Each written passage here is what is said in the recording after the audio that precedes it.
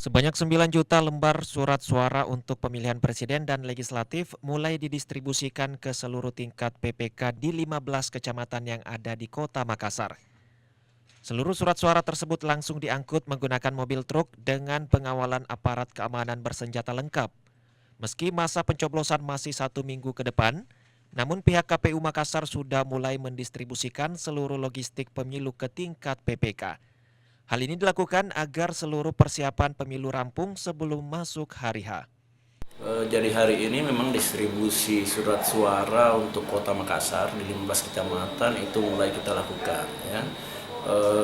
Targetnya mudah-mudahan bisa 4 hari itu sudah terdistribusi semua. Di Kota Makassar, jumlah pemilih yang terdaftar di KPU Makassar sebanyak 1 juta lebih. Sementara untuk jumlah TPS yang tersebar di 15 kecamatan, sebanyak kurang lebih 5.000 TPS. Diperkirakan pendistribusian surat suara pemilu ke tingkat PPK akan rampung pada 3 hari ke depan.